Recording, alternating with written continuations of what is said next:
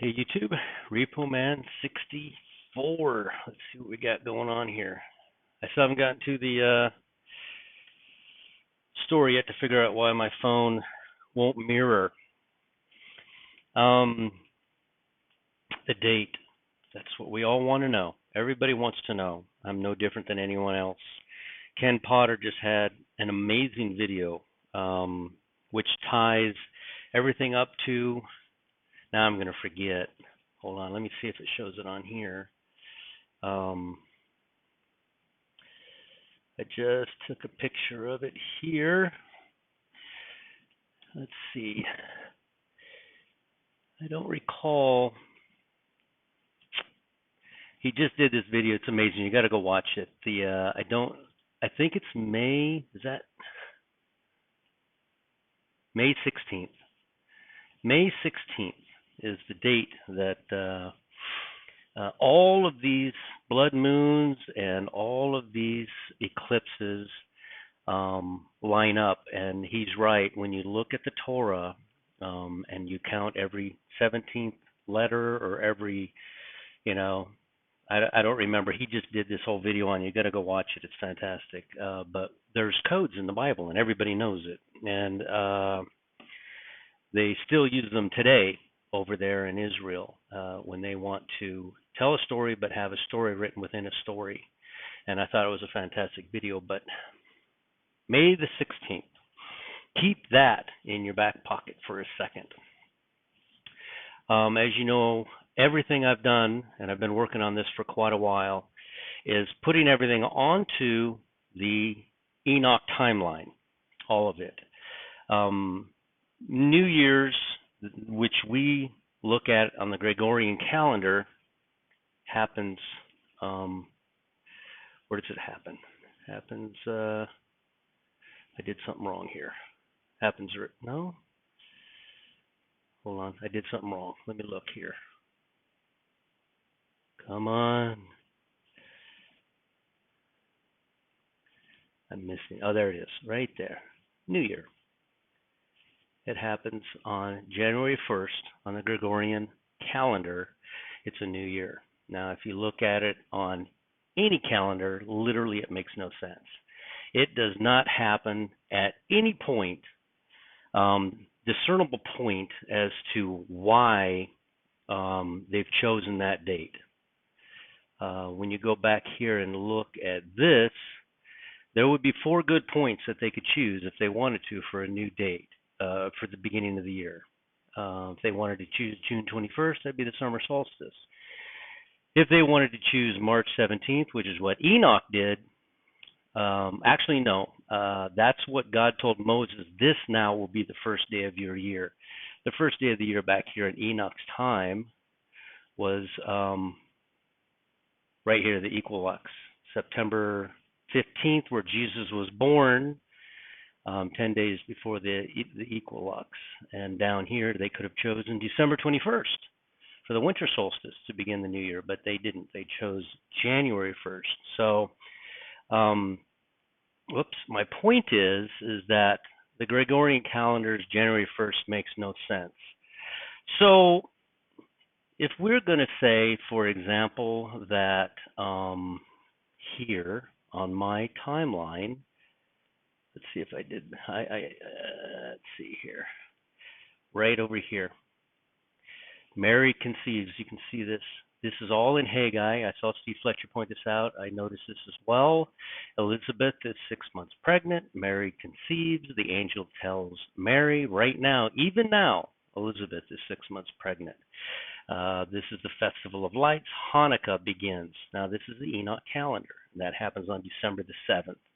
This happens on December the 7th, back during Jesus' time.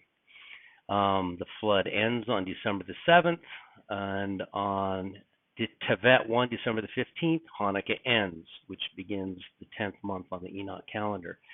The winter solstice, Enoch is born on the 21st. The actual New Year, like I said, would have been January 1st. Well, the Gregorian New Year is January 1st here. But then something happens. And I've brought this to your attention several times, and I want to bring it to your attention again because this continues to happen, and I don't know how to answer it. Okay, so Hanukkah begins right here. Okay, Festival of Lights. Jesus is conceived, December the 7th. But look at this. This is what confuses me. If I could get my phone to go back. There we go. Watch this. On December the 7th in 22 AD, during the time of Jesus, the sun is right there in Sagittarius. The sun is not supposed to move. How in the world did it move to January the 3rd in 2021? Look up there at the top. You can see January 3rd, 2021. You come back here to December the 7th of 28 AD. The sun is in the same exact spot. Same exact spot. Maybe a day off. Same exact spot. So, let's go this way. That's all of the Haggai's that I just showed you. When do we start the new year? Well, Enoch starts the new year on the day of equal parts. Up there in the upper left, you see in March of 2021, which if I go to, I should have gone to 2022, but it's the same. Nothing ever changes. The day of equal parts will always land on the 16th. If you go down, you'll see 11:59:51. The sunrise, the daytime and the nighttime are equal, almost exactly right there, slightly after. It says, let's see, 4:27 a.m. Slightly after that time, it becomes 12 hours of daylight, 12 hours of nighttime on March 17th of every single year. Every single year. So the first day of the year is always March 17th on the Enoch calendar. Wheat and tares, Happy New Year. If you're tired of waiting, you could do this. I don't recommend it. Like it says in the bottom right, results may vary. All right. Betty White. Betty White's been in our lives for a very long time. It says right there, right in front of you, 99 years old. Is that true? Is Betty White 99 years old when she passes away? Literally 17 days away from her birthday. 17 days away from her birthday, she passes away. She would have turned, you can see down here. Whoops. I can't see there. It says right here. She died on Friday. She would have turned 100. Why don't we say, well, Betty White's 100. She's only 17 days away from it. As a matter of fact, if Betty White had passed away on January the 16th, the ad would have been identical. Betty White, dead at 99, passed away at 99, and she was 1 day away from her 100th birthday. 1 day away from it. So that, of course, it's all in reverse right now, so I can't fix that. When I thought this was going to happen last year on May at some point, I thought it was going to happen on, what did I do last year? When Jesus resurrected to eternal life, I thought it was going to happen on April the 2nd. The problem with that is that Israel was only 72 years old. Just a few days later, on May the 14th, Iyar 29, just literally, 27 days later, Israel became 73 years old. Israel will not be 74 years old until May 14th of 2022. We have all been looking at this. So any date we chose after May 14th could have been it. Any one of the watchers, let me turn this thing down, it's really bright. I'm getting a sunburn. Any of the dates that we were looking at after the date of May 14th, all the way up until the date of May 14th of 2022 was accurate. Because Israel was not 73 yet. My guesstimation of when we were going to leave last year was April the 2nd. Jesus rises, he goes to heaven. He spends 7 days in heaven, and on the 8th day, he sees Thomas in the upper room on April the 9th. I'm looking at it on this. Let me go back here and show it to you. First of all, let me show you this. This is something I found on the internet. You can clearly see that right up at the top where it says Nisan 1, there's a line pointing to the middle of March. That line is pointing to March 17th, like I showed you earlier, the day of equal parts. This has been around for a very long time. This is the old Jewish calendar.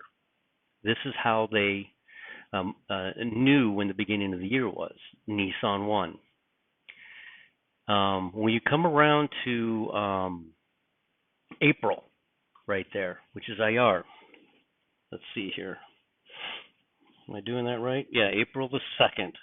I'm sorry, April the 2nd is close to the line, which is still in Nisan, which is Nisan 17. It's actually pointing right at the middle of Nisan.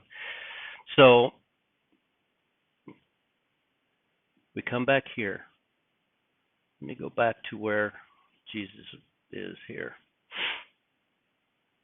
Little note, I've showed you this before, 53 days from the cross to Pentecost, okay?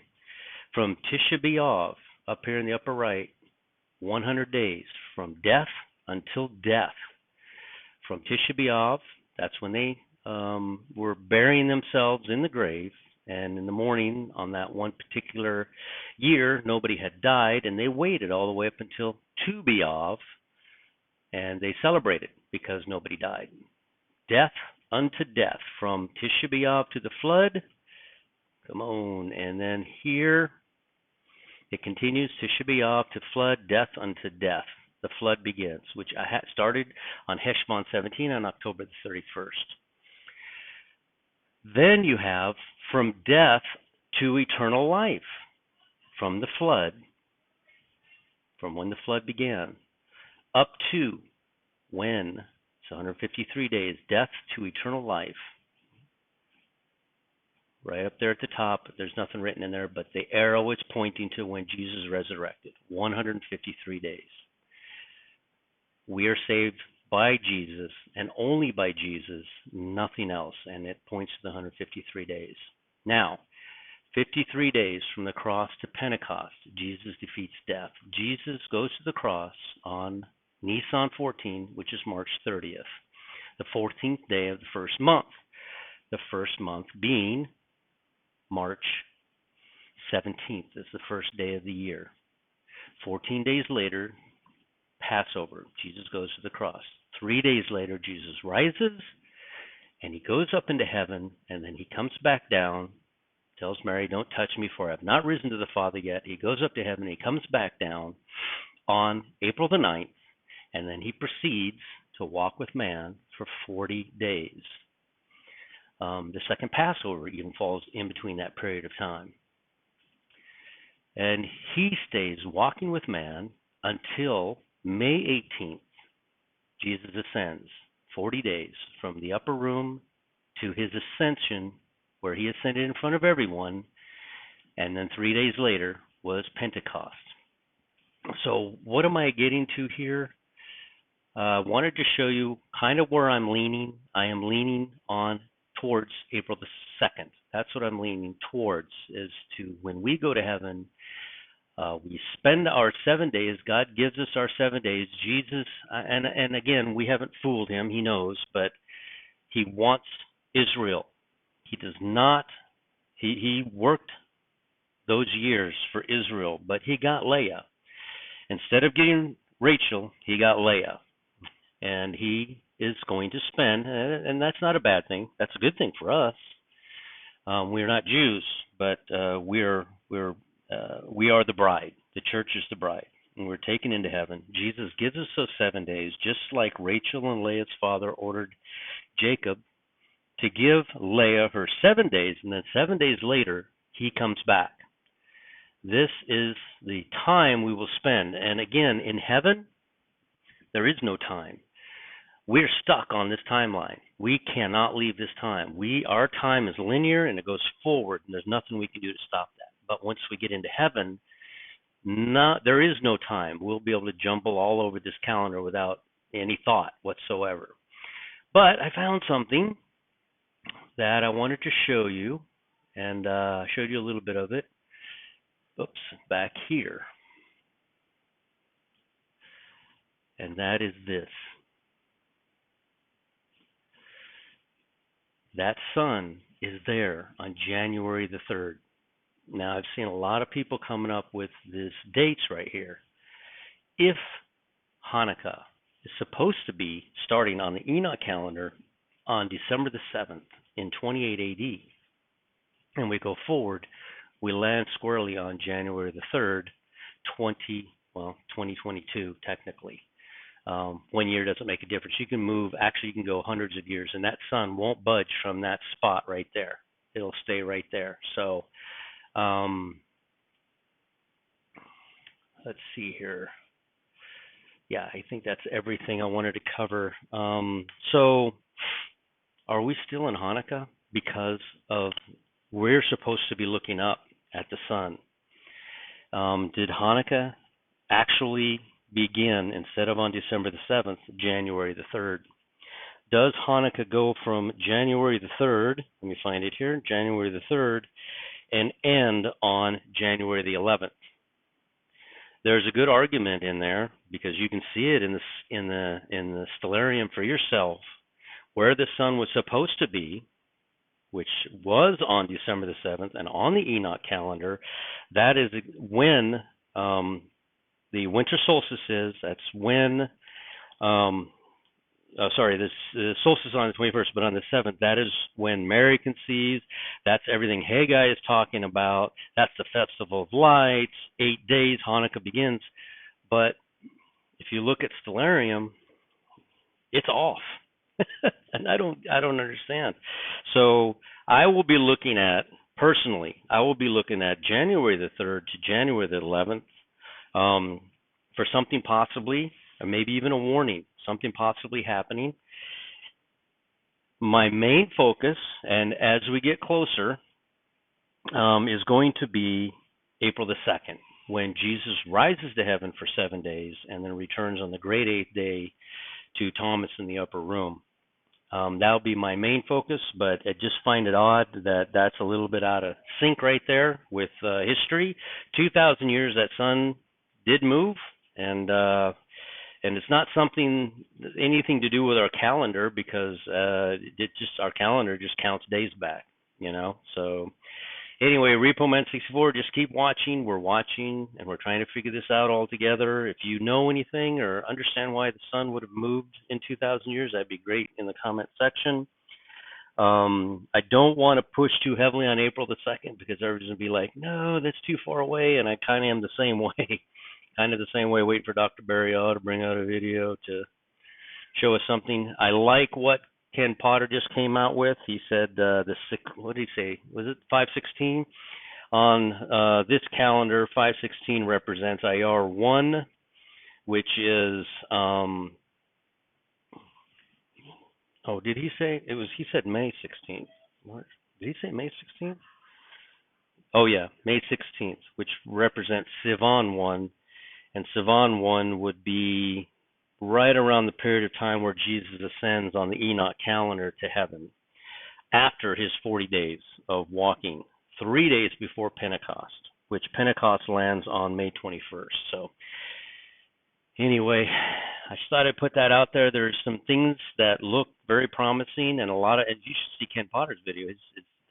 The way everything lines up, it lines up pretty amazingly to me, and he's landing around the time I'm looking at, this time of when Jesus rises and disappears for those 7 days and comes back to Thomas in the upper room is kind of a big deal. So keep watching. Just keep watching. If you have anything, put them in the comment section. Try to figure this out together. Somebody in the comment section asked me, what does May 16th represent? I'm assuming he saw Ken Potter's video, and it's Sivan 1, and it's just literally 2 days, and then before Jesus ascends to heaven for the final time, and then Pentecost starts. So it's all happening. A lot of stuff is happening in that area, but I don't know. The sun being out of place, did we actually pass Hanukkah, or are we coming into Hanukkah now? Because the way it looks, we're coming into Hanukkah on January the 3rd, and it will end on January the 11th. So I don't know. Keep watching. RepoMan64. Like, comment, share, and subscribe. And remember to go to a quiet place by yourself. Nobody needs to know, and you don't need to tell anybody. And accept the Lord in your heart. God's leaving us breadcrumbs everywhere. Everywhere. And all we're supposed to be doing is following these breadcrumbs or these stepping stones across the creek, like I said, and eventually we're going to get to the other side. Eventually that is going to happen. So keep watching. We'll chat with you later.